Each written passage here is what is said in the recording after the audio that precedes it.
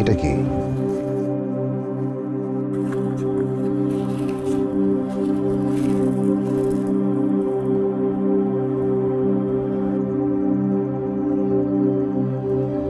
এগুলো এখানেই ছিল? এগুলোর জন্য এত কিছু? আপনার এখানে কত টাকার জিনিস আমরা জানি না, শুধু একটা টুকরা রেখে দিলাম আমাদের নতুন জীবন শুরু করার জন্য।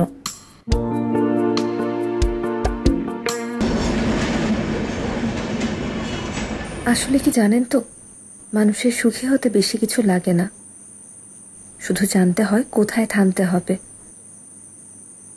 যাই হোক, বাবা তো চলেই গেল, মা তো গেল আরো আগে।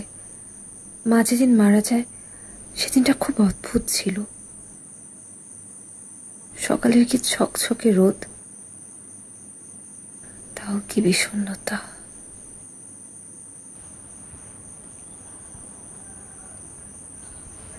যাই হোক, আপনাকে অনেক ধন্যবাদ আমাদের দুজনকে বাঁচানোর জন্য।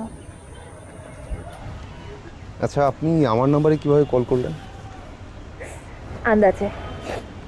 আসলে এখন তো কারো নাম্বার মুখস্থও থাকে না, শুধুমাত্র বাবা মার নাম্বারই মুখস্থ থাকতো। তারা তো নেই, তাই নিজের নম্বরের সাথে মিলিয়ে এলোপাথারিভাবে নম্বর ডায়াল করছিলাম, আর ভাগ্যক্রমে কলটা আপনার কাছে চলেছে। তাদের তো হিতে বিপরীত হতে পারত। গতকাল যে ভয়ঙ্কর লোকজনকে দেখলাম, তার চেয়ে বাজে কারো কাছে আর ফোনটা চলে যেতে পারতো। হ্যাঁ পারতো, কিন্তু আগুন লাগা ভবন থেকে কখনো কাউকে লাফ দিতে দেখেছেন? হ্যাঁ, ওই তো রিপোর্টগুলোতে, নিউজ রিপোর্ট এসবে। সেটাও তো এক ধরনের সুইসাইড। মানুষ কাছের মৃত্যু থেকে একটু বাঁচার আশায় দূরের মৃত্যুর দিকে ঝাঁপিয়ে পড়ে। ধরে নিন আমার ক্ষেত্রে ব্যাপারটা তাই। অনেক বড় একটা রাত কাটলো। আপনাকেও ধন্যবাদ, আপনার জন্য এমন আদর একটা ছোট বোন পেলাম। ভাইয়া যে সারাদিন আমাকে সাহায্য করেছে, যদি দেখতে আপু। দেখলাম তো, উনি একাই 3 জনের সাথে ফাইট করলেন। কিন্তু বলতেই হয়, এখন এই সময় এসে কেউ স্বার্থ ছাড়া কারোর জন্য এত কিছু করে না। আপনি অনেক বড় একটা উপকার করেছেন আমাদের দুজনের জন্য। কে বলেছে স্বার্থ নাই?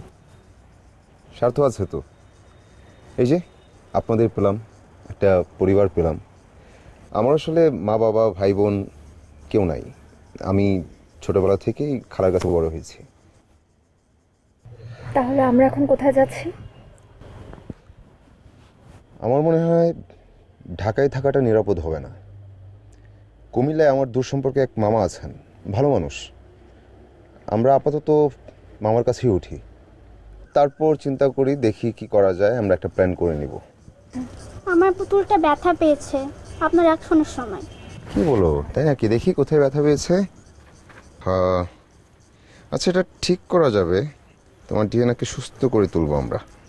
উঠে যাচ্ছে।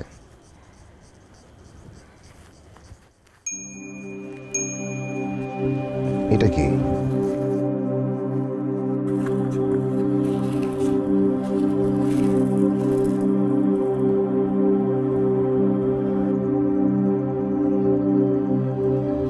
এগুলো এখানেই ছিল? এগুলোর জন্য এত কিছু?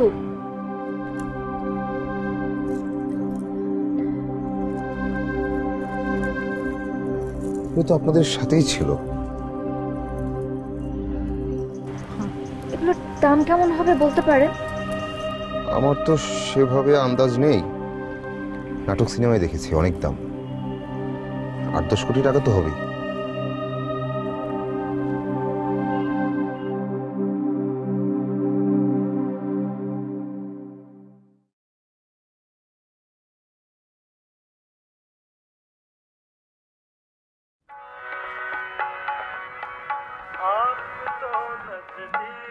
বস বস,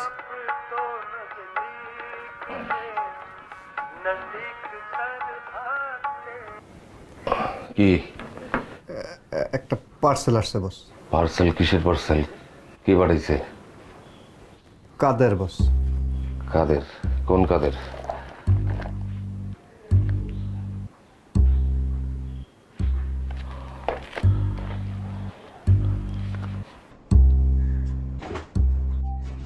হলো?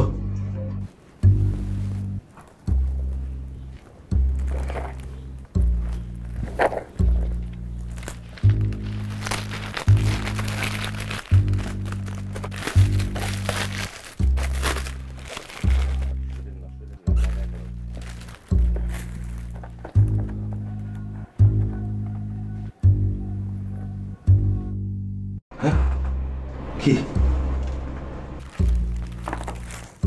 বস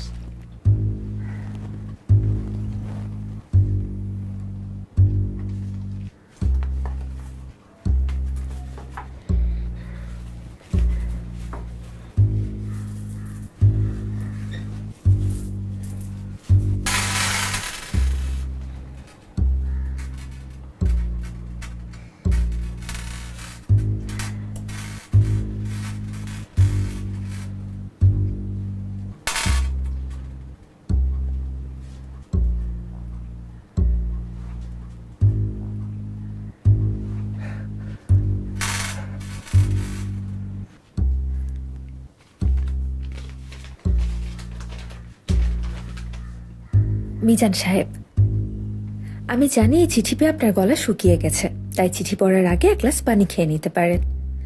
আপনি কি বিজনেস করেন জানি না, গুন্ডা পান্ডা পোষেন মানে সহজ সরল কিছু না সেটা বুঝতে পারছি, কিন্তু আপনি ভদ্রলোক। বলা যায় আপনি চোর হলেও লোকটা ভালো। আমাকে ধরে আটকে রাখলো, কোনো খারাপ ব্যবহার করেননি সেদিন। আর আমার বাবা যে জিনিসগুলো আপনার কাছ থেকে নিয়েছে সেটা তো অবশ্যই আপনার পাওয়ার কথা। আমরা আসলেই কিছু জানতাম না।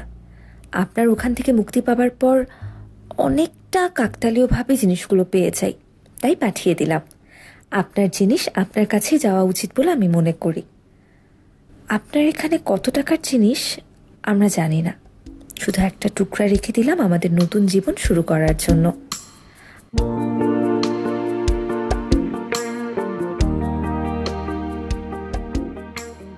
আমাদের পরিবারের এই দুর্দশার জন্য আপনারও তো কিছু দায় আছে। তবে চিন্তার কিছু নেই, এটা আপাতত লোন হিসেবে ধরতে পারেন। এই টাকাটা আমরা আপনাকে শোধ করে দিব।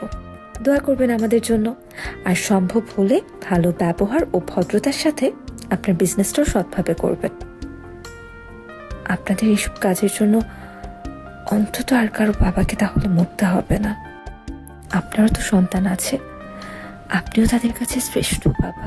কিন্তু জানেন তো, বাপ কিন্তু বাপকেও ছাড়ে না। ইতি সুবর্ণা।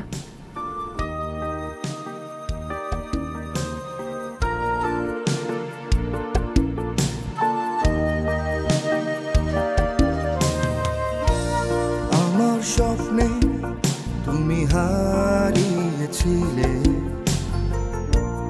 আমার জীবনে তুমি ভুল করে এলে। আমি তো চাইনি তোমাকে এতটা কাছাকাছি, চেয়েছি শুধুই কল্পনাতে আমার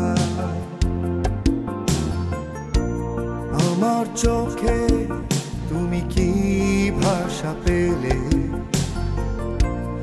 আমার আশা তুমি তোমার করে নিলে। আমি তো চেয়েছি একাকী বসে কোনো নিরালায়, ভাববো শুধু তোমার কথা গোপনে।